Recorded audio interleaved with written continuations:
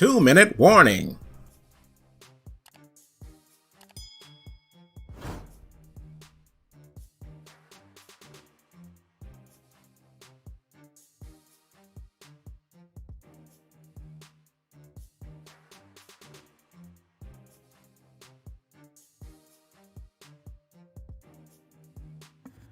What's up, everybody?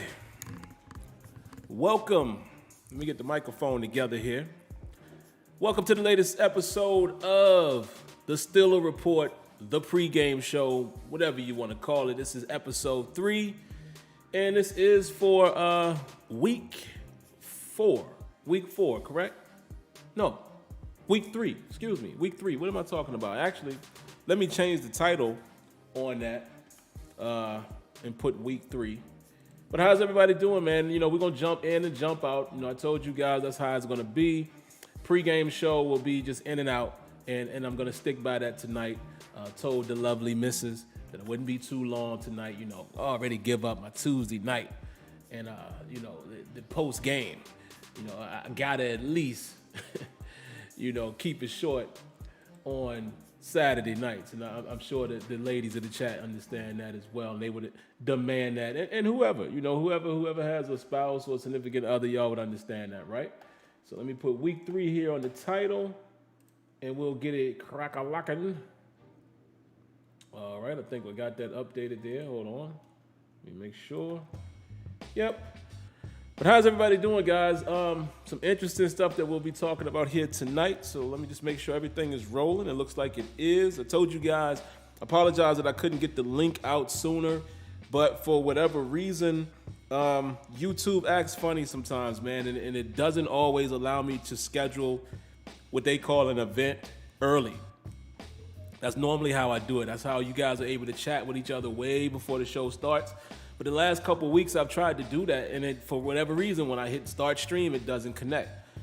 So now I'm just starting to stream directly from, you know, from the software. So it starts instantly, and that's the reason why sometimes you see a different thumbnail there, and sometimes that's, you know, why you don't get that link and get the notification until, you know, I actually start streaming. And I think I'm going to continue to do that, because it's a much, you know, it's a more efficient way until I can at least depend on YouTube again. At least this way I know it's streaming. I don't have to tell you guys, oh, my bad, the link isn't working, here's a new link, because that's a lot of hassle for everybody, right? So let me post this last link, you know, doing my due diligence and posting it in all of the Steeler groups. And then we can begin. All right, I'm ready to go. So, like always, guys, what I'm going to do is say hello to the early commenters. After that, I'm just going to give you my brief thoughts on, what we're faced with this coming Sunday, and give you my small keys to victory, and give you guys a few minutes to give me your comments and thoughts, and then we're out of here. Everybody cool with that, right?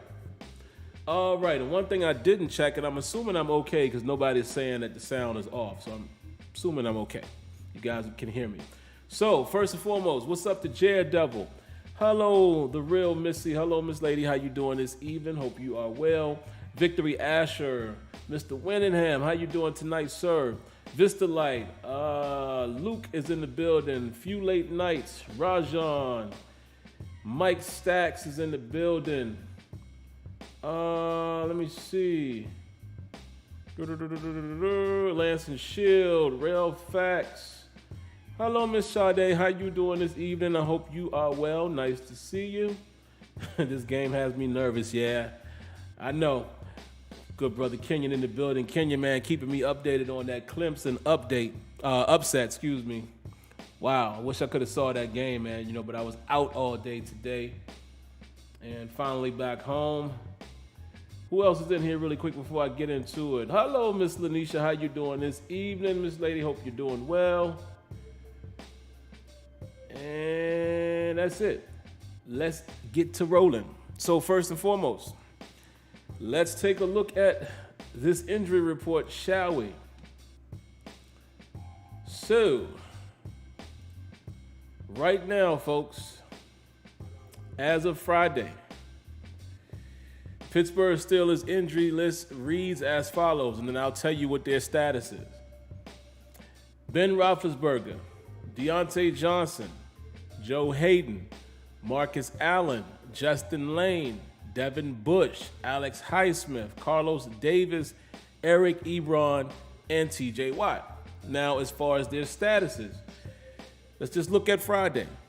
Ben Roethlisberger, full participant. Deontay Johnson did not practice, and he is listed as out for tomorrow's game. So, no Deontay Johnson. Joe Hayden, full participant. Marcus Allen, full participant. Justin Lane, full participant. Devin Bush, full participant. Alex Highsmith did not practice, and guess what? He is already ruled out for Sunday's game. Carlos Davis did not practice, and guess what? He's ruled out for Sunday's game. Eric Ebron, full participant, and then TJ Watt was limited at practice. He was questionable, but we have now learned that TJ Watt will not be playing in Sunday's game. So I want to recap the guys who are out. And no disrespect, but I'll kind of rank him from least to highest priority. Carlos Davis, although he might be listed as the least priority on this list, can't really say that, when we're trying to fill a hole and fill a void of Tyson Alualu. So, no disrespect to Carlos Davis. Normally, I wouldn't be saying that it's, something that we should be concerned with if he isn't playing. But in light of the fact that Alualu is not playing, he's done for the season, not having Carlos Davis is something to raise an eyebrow, about. We know we got Isaiah Buggs, but now we got to look at some of these other guys, the Chris Wormleys of the world, who's actually been playing well, man. If you look at the film, and remember I talked about him in preseason as well, Chris Wormley is quietly playing well. He's quietly being, and I can't say quite to this level because maybe the production isn't showing up, but he's quietly playing as well as, again, I don't want to compare the guys because obviously Alu played better because maybe it showed up more. But I was going to say Wormley is kind of looking like what Alu was when we first acquired him, like first year. You know what I'm saying? Like you start saying, hey, this guy's actually doing well when he comes in the game. That's what Wormley is doing right now. He's kind of the Alu of the last few years in terms of the guy that you signed, wasn't sure what he was going to do, but then when he's in the game, as you take a closer look, oh, okay, he's playing relatively well. That's what I'm saying. I'm not saying he's as good or anything like that. I'm just saying he's becoming that guy in terms of the backup guy that has to play. So, with him and Isaiah Buggs, I'm sure Loudermilk is going to get some time. Let's just keep an eye as well on that defensive line rotation. But yeah, you got to pay attention to the fact now that Carlos Davis is out. So there you have it. The next on the list, I would say, would be Alex Highsmith. Some of you guys might be saying, well, why do I have him the third from the bottom as far as, least priority to the highest priority? Well, I will explain that. Alex Highsmith obviously is the other outside linebacker, the starter, right? Along with Melvin Ingram. Melvin Ingram has more so been the guy who's spelled both him and TJ. But this is a very important out as well because now you take him off the field, and who else we're going to talk about here in a moment. You take those two guys off the field. Now Melvin Ingram has to now become the starter with a Jameer Jones. And then we'll talk about who also will be playing alongside those guys. So, yeah, I'm not trying to say that, he's any less valuable than a Deontay or a TJ, but you'll see as I continue to go up that list why I say the priority is higher on these last two guys. So, second on the list, in my opinion, then we'll come back to the outside linebacker area. Second, I think, is the second highest priority on this list, or one of the bigger outs, is Deontay Johnson. Why do I say that? Well, you guys should know that by now. Deontay Johnson is our number one receiver in terms of all that he does on the field with beating coverage, getting open, route running, separation. It's Deontay Johnson, okay? That's why he gets most of the targets. And again, that's why Ben trusts him in certain situations where it's tight coverage, man to man. And, you go back and look at the game and you can see times where we missed him, where he cooked the dude off the line and Ben just happened to not look his way. It's going to be significant not having Deontay Johnson out there. All right, we're going to need guys like James Washington to step up.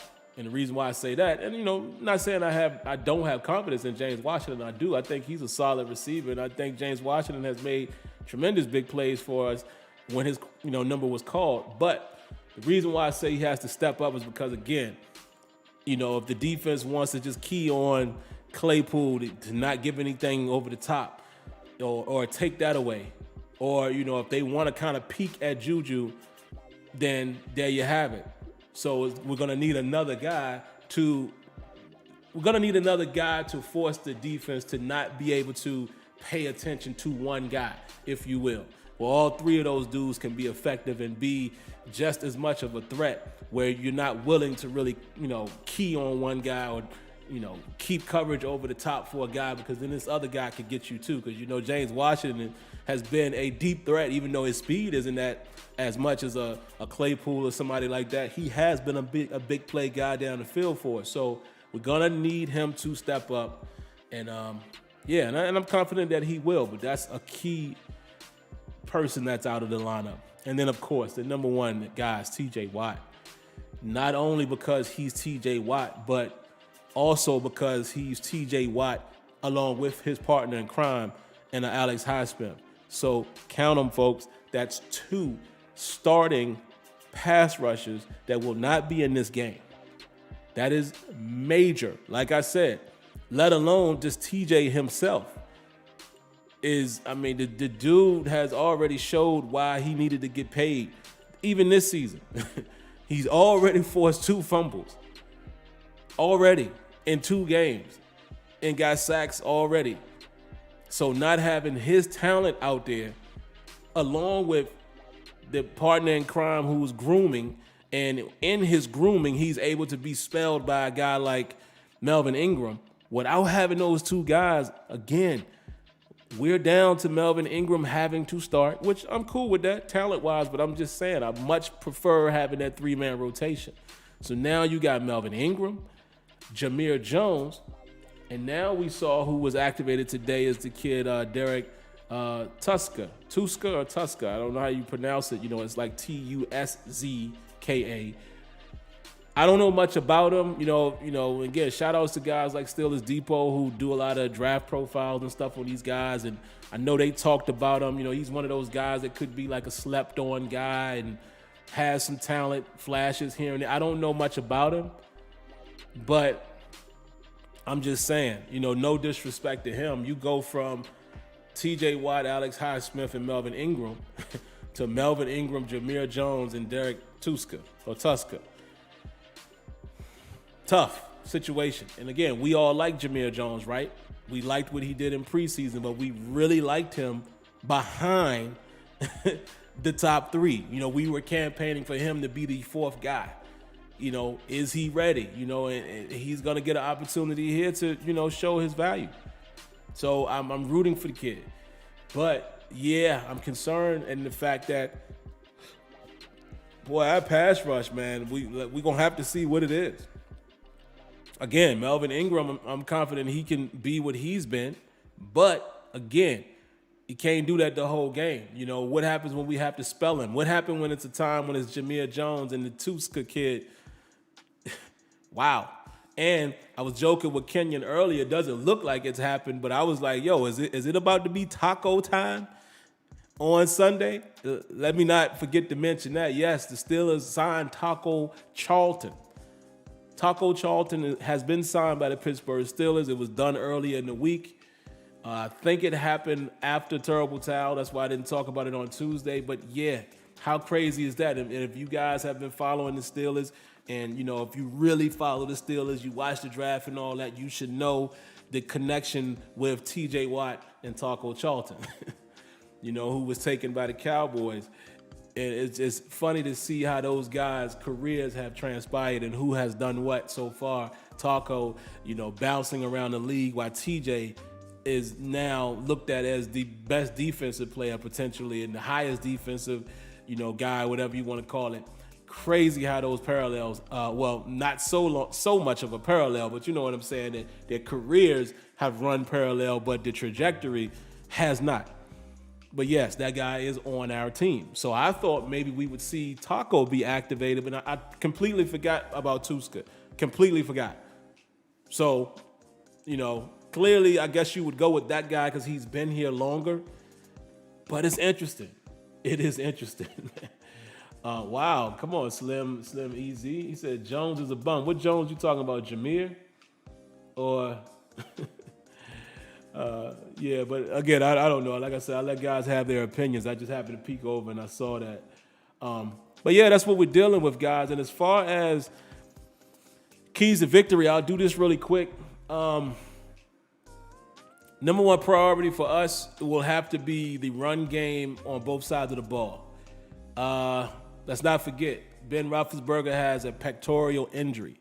It's his non-throwing side, if you will, but your chest is your chest. I would imagine even when you do this, you feel that, right? I challenge all of you all to do that right now. If you're sitting down watching me, take your right arm and do like this. And tell me you don't feel that on your left side of your chest. So, yeah, it's not his throwing arm, but again, do it with me. Do one of these. And you tell me you don't feel that. And that's just us sitting here in our chairs, not us looking around and trying to get the ball out quick. So it's going to affect his play to some degree. It just is. So, of course, we need to try to run the football, try to establish the run, hope our offensive line, can block a little better. Again, after watching film, I was able to see that some of those situations we were like a block away. It wasn't as bad as I thought, but again, with no results, you have to look at those plays as being bad. And again, I remind everybody, man, to look at the runs that Najee was able to spring. A 14-yard gain here, 13-yard gain. There has been some positivity, with the run game. We got to find that because now we have to protect Ben Roethlisberger. He cannot throw the ball 40 times in this game. Y'all know I say that anyway at this stage of his career. If Ben Roethlisberger throws the ball 40 or more times, it's not good for the Steelers. So that's number one. And that's obvious. You can say that every week, get the run game going. Every offense can say that. Run game sets up everything. Run game eats up the clock. Run game, keeps possession. That's an obvious one. But on the other side of the ball, we're going to have to stop Joe Mixon because Joe Mixon is they've featured him quite a bit, already this season. So we definitely don't want to give up any big-time runs. Let's try to limit that. Let's try to at least get Joe Burrow in more third and long situations already. We're already compromised because we don't know what type of pass rush we're going to be able to throw out there. So we're just going to have to try to find ways to keep a lid on things. We're probably going to give up some things here and there. I know, we need to keep our eyes on guys like Higgins and guys like that. And you know what?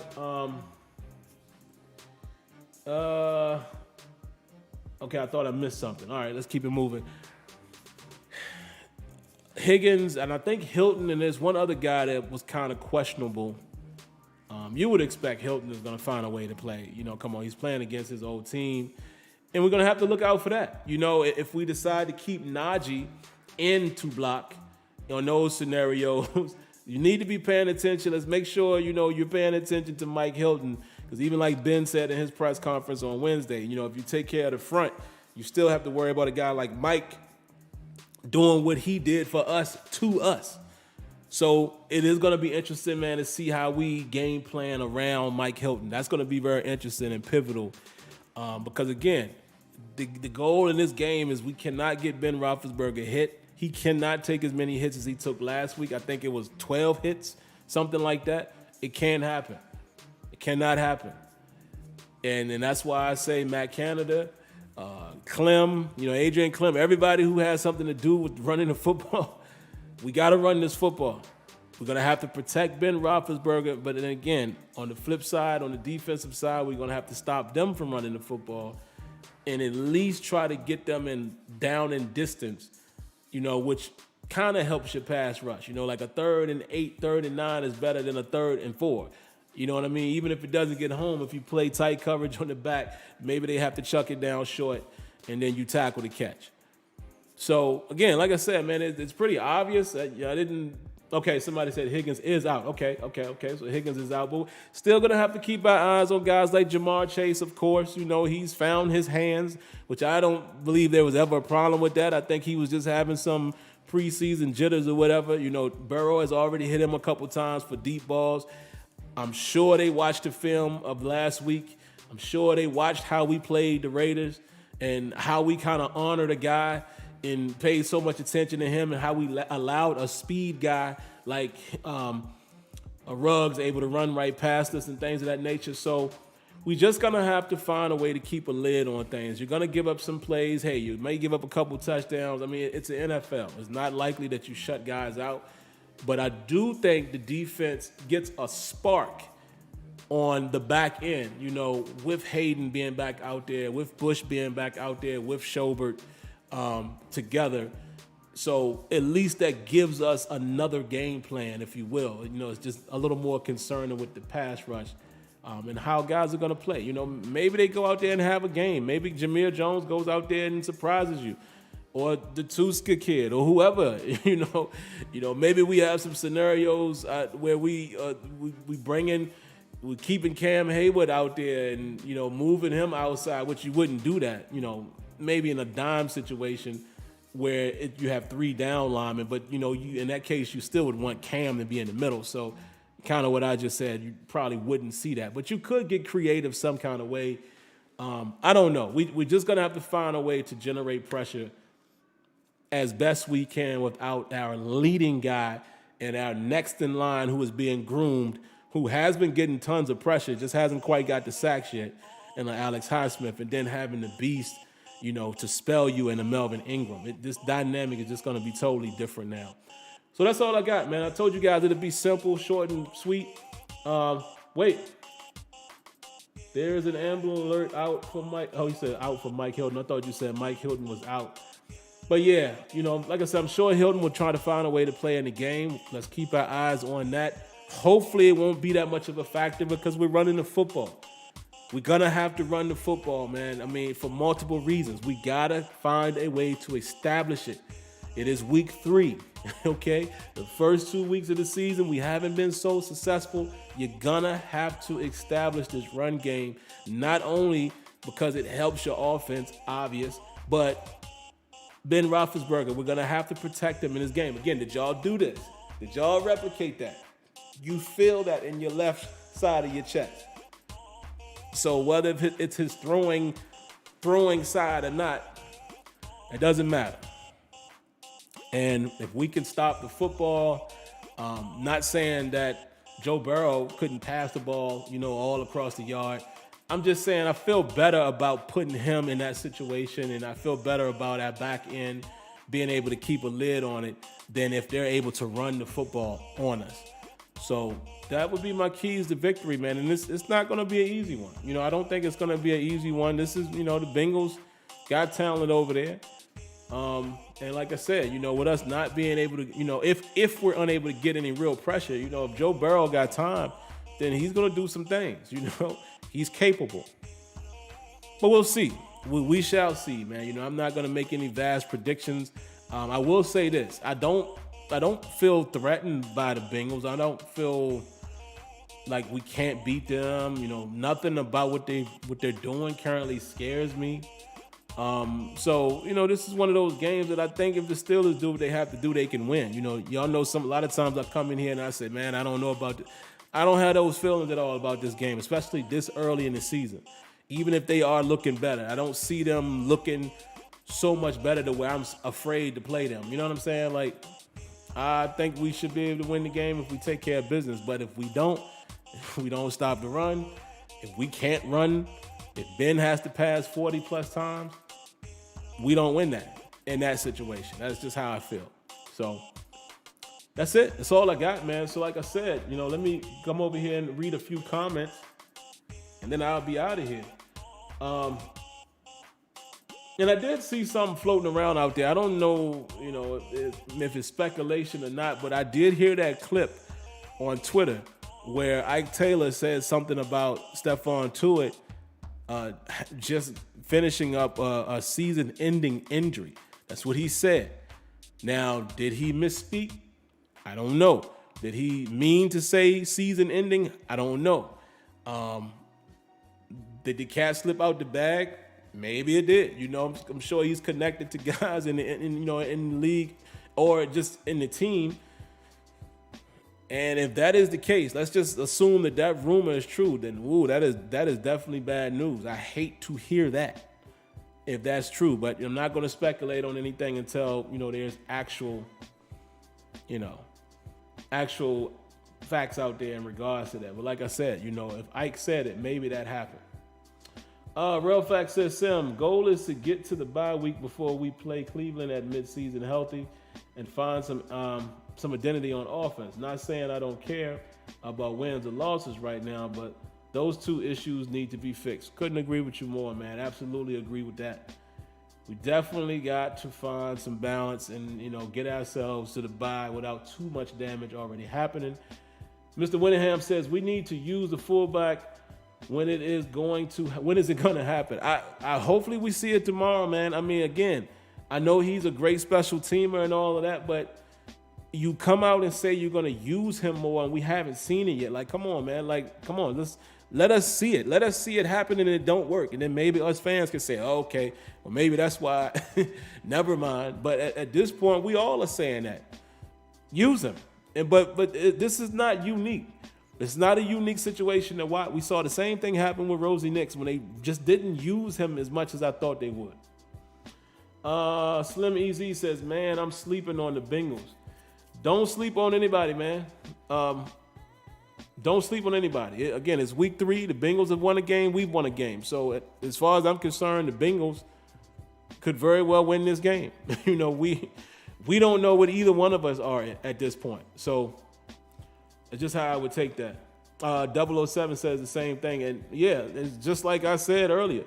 I'm not sleeping on the Bengals. I just said they don't scare me right now. From what I've seen in the 2 weeks, there's nothing about them that makes me feel like, oh, I don't want to play them. But for that same reason, that's what I just said. They could win the game too. I mean, y'all didn't hear me say we're gonna win, or no, I don't know. I know some people are probably overconfident and say, no, I don't. The Bengals could very well win this game. I'm just saying I haven't seen anything that make me sleep on them or not sleep on them. I haven't seen nothing in 2 weeks for me to feel like, oh man, I'm afraid. You know what I'm saying? Jalen Brown says, laugh out loud, man. Laugh out loud. Man, we are all fans here talking about the team we love. We don't need anybody coming in here raining on the parade talking about Canada. Won't listen to us. Why do that? Laugh out loud. We know. Yeah. I know, man. We just fans, man. We just fans voicing our opinions and things. And like I try to keep things positive too, man. But yeah, we'll see. Marlon Nicholson says, oh, we better take the Bengals seriously because we are good at letdowns. We overlook teams we usually beat, and our defense hasn't gotten the sacks and turnovers so far this year. And that is a fair comment. You're absolutely correct. And that's why I can't predict a win or loss. I don't have confidence enough to say that we're going to beat them. And at the same time, I haven't seen enough from the Bengals to make me feel like we're not capable of beating them. But the odds are kind of not in our favor, knowing that we're not going to have the pass rush that we are bringing to the table this year. It could go the Bengals' way. It just all depends on who's able to establish some consistency on offense. Let's see. What else we got? Bill C117. Ben needs to check the ball down more. Get Najee out of space. Let him, you said, like he said in his interview. Okay, my bad. I messed that all up. Let me read it again. Ben needs to check the ball down more. Get Najee out in space like he said in his interview, and I fully agree with that. There was quite a few plays, but one specifically last week when Najee is standing right in front of him, and it's an easy 5 yards, even if Najee were to get tackled. But nobody was around Najee. It's got to look for that check down, Ben, because look what happened when, he didn't check it down, but look at what happened when you got Najee on a one-on-one and you passed it to him. He got a touchdown. So those type of things, man, you have to keep it in the back of your mind as you're looking downfield. Let's see. Give me a few more, guys, then I'm out of here. I'm right at the 33-minute mark, so I want to be done at least by 35. Ozzy Tank says, has Matt Canada ever coached alongside Bruce Arians? I don't believe so. I can't say that confidently, but I don't know if they've ever crossed paths in another organization. Not 100% sure. Let's see. Y Diggy says, the need to stop trying to force the ball to Claypool deep and start attacking in the middle of the field. Man, listen. The boy Fryermuth had, 5 for 5? 5 catches last week. Come on, Ben.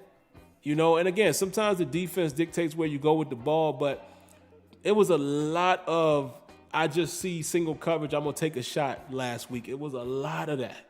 And I'm cool with doing it here and there, but you can't just keep trying like that because you give up downs. Sometimes, man, you really just have to got to check it down and see what you can get, man, or work that middle like you said, man. But all right, man, I think I'm going to go ahead and get out of here. Just wanted to give you guys a quick pregame, give you my quick thoughts on, again, what I think needs to happen in order for the Steelers to win, and I will recap it very quickly here again. We need to be able to control the run game on both sides of the ball. Steelers will need to establish some type of run game and be successful running the football. Doesn't have to be every run, but we need to have more successful runs than unsuccessful runs. That's going to help out Ben Roethlisberger. That's going to limit his attempts. And it's going to move the chains. It's going to eat up time of clock, and could possibly win the time of possession game. All of the above. That could help you into securing victory. On the defensive side of the ball, we need to stop the run. Joe Mixon has been heavily involved, right? So we need to stop the run, and let's force Joe Burrow to beat us with his arm. Not saying he can't do it, but I would much rather make him do that than them having success and having great balance, running and passing the ball. And that's it. And the rest we'll just have to see. We'll have to see how the pass rush rotation works. We'll have to see if our secondary can get some more cohesion back with Joe Hayden being plugged back into the mix. And we'll have to see. They are down one deep threat, if you will, in a Higgins. So we're going to have to definitely pay attention to Jamar Chase. Boyd. Boyd has definitely been a go-to target even when Andy Dalton was there. He's been a third down type of guy. He's had big catches and big gains against the Steelers, so we're going to have to pay attention to that stuff, and we'll see. And let's see how the offensive line looks, man. I will say this. Chooks didn't look half bad last week against the run. I have to come back and admit that. In the run game, I will say after looking at the tape multiple times, he did have some great moments in the run game. Pass, that's a different story. I'm not saying he was horrible, but he just didn't have his best showing last week when it was time to pass the ball. But I also will say this, man. There were times in that second half that the offensive line gave Ben some decent time. So trust me when I say this. When you watch the games over and over and over, the offensive line wasn't horrible. It's only magnified when there are plays that they lose a yard or they give up a sack, and I know what you guys are going to say. Hey, whoa, those are the ones that count. Correct. But what I'm saying is I tend to believe what Merle Hard said after watching the games again is the stuff that's going on can be fixed.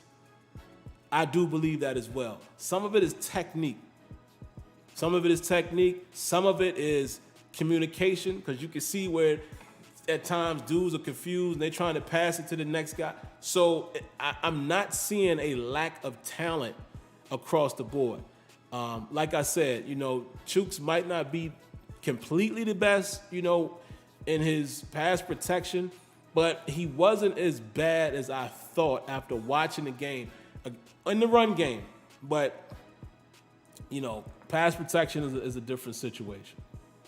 But all right, man, I'm going to go ahead and get out of here, man. I hope you guys have a great evening. If there's still football tonight, make sure you watch that. Enjoy that. And then tomorrow, hey, man, hopefully we're coming back and we're saying, man, wow, Steelers were able to put it together and were down a couple people on defense, and they had a nice performance defensively. They kept a lid on it. Steelers offense got it going. Run game got going. Ben didn't get hit. Hopefully that's what we're saying. If not, if we lose, then we're going to talk about that as well. So I will definitely see you guys tomorrow. Again, before you go, man, let me remind you guys to do this. If you haven't already, man, subscribe to the channel. And once you are a subscriber, make sure you cut on your notifications so you know that videos are available. And the last thing you definitely got to do, if you like what you saw here, like the video. If you dislike. All right? Either one of them. Just share your real thoughts. And I believe the all-22 footage, I heard that it may have come back this past Friday. So I just want to say this to you guys who are members of the channel. I got some special things coming if I get that footage that will be for members only. If the all-22 is still broken, then I'm going to find a way to still do it with the replay of the game. But what I'll basically be doing is we'll kind of dissect some of the plays and, kind of take a look at them and things like that, have a discussion. Haven't decided if I'm going to do it as a stream or pre-recorded, but hopefully that is working again because I want to bring you guys, that custom content as a thank you and as a perk for being a member of the channel. But other than that, man, I'm going to go ahead and get out of here, guys. Again, if you haven't already, make sure you subscribe. What are you watching for if you're not subscribed? If you continue to watch every week and you're not subscribed, I really don't understand that. Unless you don't have a YouTube channel. Fair. If you don't have a profile, I get it. Appreciate you just the same. But I hope you guys stay well, stay blessed, stay safe, have a great night. See you guys tomorrow following the game. And let's see how we feel then. All right, guys, stay positive. Catch y'all later. And thanks for tuning in to the Steeler Report pregame show for Steelers versus Bengals. Peace.